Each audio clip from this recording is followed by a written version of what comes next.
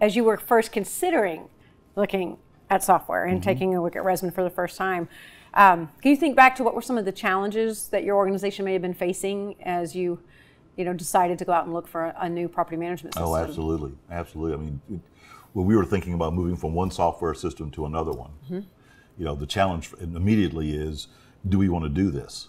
And why do we want to do this? And it's kind of like, what has the other guy done so badly to make us want to go find somebody else? And are they going to be better than the other one? So, interestingly enough, the other software company had made it that bad that we wanted to go look at something. So what were some of those challenges you think? Because you're probably not the only one that experienced it. No, the challenges they gave us is that our contacts changed. So it's service. Service, they changed quarterly, if not monthly, and they wouldn't respond to us in a timely manner. We would call them on, say, a Monday morning, and Wednesday afternoon we're still without an answer, and we may be at a critical point in our formatting of the property or the production of the reports that we're waiting. Yeah. And it may have been user error on our part. We don't know, but we don't know what we don't know, and they're not responding to us. Yeah. So we would have difficult times in customer service. We'd have difficult times dealing with them as far as who was our representative. Okay, and then we'd have difficult times trying to understand what products we're supposed to have, or we don't need, or what we're paying for, or what we're going to pay for this in the future. And again, all of this goes back to our fear of change and the unknown. Yeah. I mean, you present a great package. You have a great team that you put out there. The other guys, the first time through, did the same thing. We thought this is it. So, in doing the evaluation before we changed, we actually looked at three other software potentials, and we were asking them, "What is your mission statement? How do you do this? How do you put together? How much access are we going to have to you? Do you take our phone calls?" Were you part of that? Or did you ask your team to maybe put together different, take a look at the different providers that were in the market? Because I was going to say, I don't think we met with you first. No, you did. That part of it is that I created that question format. Okay. Because they were saying we're basically, put it simply, we're scared to change, but we need to. We want to. And part of it was price point. Seriously, it was a price point question. Yeah. So, again, since I'm kind of the anomaly in this thing, and I reverse engineer from previous education, let's put up front here. What is it that's scaring us? What is it that we need to have answered? What kind of communication? Is it communication, and how so? Is it contact, and how so? So they went out into the market to see who was available, who was the new kid coming out and doing that, and they narrowed it down based on other recommendations. Locality, we're thrilled that you guys are in Dallas and we're in Houston in places, so we're kind of together. Yeah, Houston's been really good to us there. And we tried to build a platform and a format that we can answer those questions and take it to you and say, so what do you think about this, and what are you going to do on that, and so on and so forth. And then obviously you had all the right answers. Well, I'm glad that we did. I am too. Are you familiar, because you talked about the support, and I don't know if you've ever had cause to use it, but about our chat options that we have in ResMan, the way that we built them into the platform. No, I'm not familiar with that at all. Because one of the things, and I can't remember from your original contracts and our negotiations, but with ResMan, we look at support as R&D. If we're seeing a high volume of tickets come in cases or enhancement requests over the same thing, to us, that's valuable information. Sure. So, I would think so. As far as the way we look at service, I think it's a little bit different than other companies out there. We look at it as a valuable resource to give us information about our own products and how, again, to stay committed to making something that's better. But we also make it accessible to the frontline teams. So, and I didn't know if you'd had any experience with them being able to basically chat with support themselves, regardless of title and position. They try to keep me away from software as much as they can. And the hardware too. Just signed the checks and the contracts. But I will tell you one other point about the challenges in changing that I just thought about. When we announced to your competitors, quite honestly, there was a bully attitude. Like, why would you want to go there? And they're a startup, or they're new. They don't know what they're doing. And if you go away, when you come back to us, because you will, it's going to cost you so much more. And you're not going to be one of our favorite nation, vendors from years ago or however many years. So obviously we weren't afraid of that, but quite honestly, I think that showed more about their personality and psychology and way they approach people in customer service, that we all lose business at one time or another for reasons we can or can't control. Right. But to be just blatantly bully doesn't play well, not in our industry. In my history, being, coming up through the ranks, I have to admit that there have been times where there was some friction between back office accounting and the property level. I don't know if you've ever experienced that in your career. Yeah, once or twice. Yeah, I don't think I was alone in that. And it's funny because when we were really focusing on ResMan, and putting everything into one platform, one of the thought processes was, how can we reduce some of that friction? Because the friction always comes from basically somebody doing something maybe they didn't know how to do, or they didn't follow the steps correctly. Sure. So, we've built a lot of user rights and roles and permissions, but also the logical workflows help eliminate a lot of that, so that it helps build a strong relationship between back office and the front of the property and the property staff. So I was curious about a couple of things. One is, have you noticed any difference there after coming on ResMan? And then, talk a little bit more about your accounting team and, their task at hand, as far as you being able to utilize ResMan, beyond just even generating the reports. Like, how does it impact their day-to-day job? Well, the simple answer is they're all smiling and happy, which is... Did anybody catch what he just said? Accountants are smiling and happy. And let me explain why they're smiling and happy. One of the things that we noticed, again, as we were getting used to ResMan, as we put the on-site package on and as we were implementing the accounting package, that somebody really thought about how this stuff integrates. And it's been the best integration from on-site data, which is the manager's tool to operate her property, and then transferring that information and that data and, quite honestly, that money, that cash, to a different level of accounting, which reports all of that and balances it and puts it in little spaces where it's supposed to go. And so that process from on-site to corporate office has been beautifully seamless. Yeah. And there were times in the past with other ones where there were battles. I don't see this. I sent it to you. No, you didn't. It's not there. I can't believe. We said we sent it. You didn't get it. That conversation has stopped completely. Yeah. So building. So ResMan's core essential platform, our accounting platform, is the heart of what we do, but it's not integrated.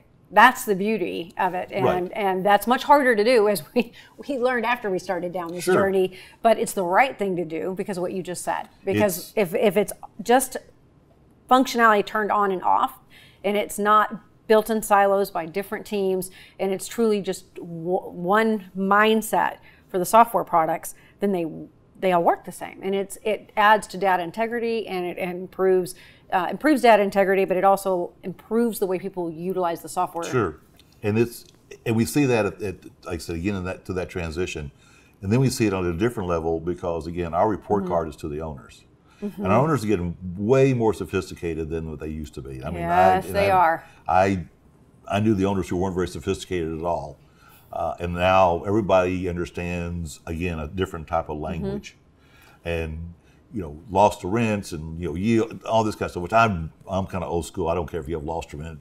It doesn't mean anything to me. It's money in the bank. But I digress. What we are able to give people is far more sophisticated, and their lenders are requiring far more sophisticated data. Their investors are requiring far more sophisticated accounting, and it's getting so to the point now that even our federal government wants to see things, especially when you have a Fannie or a Freddie lender, a federal lender, because they're looking to see where is this money going and where the money came from, because Homeland Security is now paying attention because there's a lot of cash flowing around in apartment complexes. Oh yeah. So we're having to send something, we're required to send something that has to be accurate. We have to substantiate. Yeah. We have to be able to prove it up.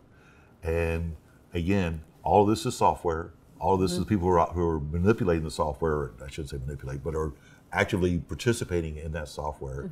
And your product has done a great job for us in that. Yeah. It's accurate. It's sizable. It's accountable. it's reputable, it's controllable. Wow. I'm glad to hear you say that because, like I said, building accounting platform from the ground up, you know, because we had options potentially to go out and try to white label something, which would have expedited us being able to come to market and being able to boast a really robust accounting platform. But the reality is, I agree, and so did the rest of the founding group of ResMan, that we needed to build the accounting from the ground up because of what you just said. The data accuracy, reports tying out, the accountability at the end of the day, you know, there's a lot on the line with these when you have lenders that you're dealing with and the government. Well, and the other part of that is also, which is a testament to what you're doing and to the people who designed your software and the implementation of it. We have found, we actually use, if vendors can't associate with your software, if they can't, you know, they're not our vendor. That's pretty much the first cut. Yeah. Because we'll ask them, does your software integrate? Can we duplicate your data into our system so we can complete our accounting package? And if somebody goes, no, we're not able to do that, we're like, when you do, come back and talk to us. Yeah. Because we have gotten so comfortable with what your company does. And there's so many third-party companies that do honor what you do and want to be part of your platform, that if you're not part of the ResMan platform, we don't want to do business with you. Yeah. Well, and luckily we have, I think 153 suppliers in there now. I hope we're not dealing with 153 suppliers. No, you don't have to deal with them. I have to deal with them, and we have to deal with them. But we're blessed because we do have a lot of great support from the industry. But because it is technology, they do have to measure up to certain requirements to integrate with us. And nobody's making them do that except the progression of, we want to be on your platform, and if you're on their platform, if we're on your platform, you have to be on that platform as well. Yeah. So, well, I'm glad to hear that. It's very good. Awesome. Dusty, so you guys have been, like I said, I've personally been able to watch your company grow because I was here, and I don't know if I signed the first contract, but I think I might have. And I've seen how you've grown the business. So what's next for Centra? What is Centra Partners up to? And how can ResMan help you? Well, the best thing that's going to happen for Centra is I'll retire and go away somewhere. But they're not going to let you do that. That's wishful thinking, my friend. I'm not going to do that. No, but the deal is Centra, and again, going back to what I talked about earlier, Centra is driven and makes its reputation by the 400 associates that operate that company. And I couldn't be prouder of them. I get to, my job is to get to sit here and say that and say how proud I am. So Centra's not me. I'm the guy who gets to go to jail or something maybe. But they are the people who make it go. As far as the future for Centra is concerned, because we're trying to be scalable, and we have clients that are growing. We have new clients who are, they're the one property this year, and there are 5 properties next year. We have to have again, platforms that are scalable and we can take around the country. Yeah. And we are now with you in 5 different states. A year ago, we were just Texas. I know. We've had 5 different states. We know 3 others are going to happen probably in the next 90 days. And it's a scalable product. So our business is to grow. I mean, that's the whole idea, is to make this business grow. And quite honestly, it's to grow for our clients who are growing. It's not for any individual within our company. We provide a service. And people like what we do. They like the way their properties are performing. They like the way our attitudes are. They like the vendors that we use. So, we're going to continue growing this company as far as we can go. And my hope is that, when I am retired and nobody will send me any money or care who I am, this thing will continue on for another 15, 20, 30 years. I mean, because the people who built the company, that legacy should be for them. Yeah. Well, I think you're off to a great start. And I'm, based on everything you said, I feel confident that ResMan will be along for the ride and be there to support you guys in that growth. You better be, or we'll drag you kicking and screaming. Yeah. Well, luckily I'm not very big, so that won't be that hard to do. So I guess the last thing, and as we've talked so much, I think one of the things that I can tell you, we don't win every single deal we come up in. And there's been, in the past, I've watched somebody decide to stay and not make a change. And so I'm proud. If we get a chance at the table, we do pretty well at that table. But when somebody's, the fear of change is so overwhelming and they don't decide to move, But because I've gotten to know them, or information's been shared, we understand how they're running their business. We see the opportunities, not just for better software, but better processes. We all know at the end of the day, we don't want to see money being left out on the table. And I think ResMan does a great job of helping shed light on those types of things. It pains me because I'm like, you don't know what you're missing out on. And you just, if you could be just a little braver and take this leap of faith with us, we're going to pay it back for you tenfold. So I guess my question would be, because you guys did take that leap of faith, and I think it was even more of a stretch when we were such a young company. We've been around for a while now. But what would you say to those people who might be out there on the fence right now that like what they see, but that fear of change is just crippling them?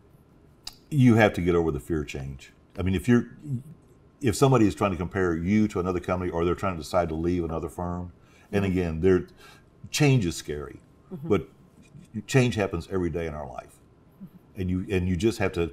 I have a friend of mine who talks about bold faith. Just take that bold leap of faith.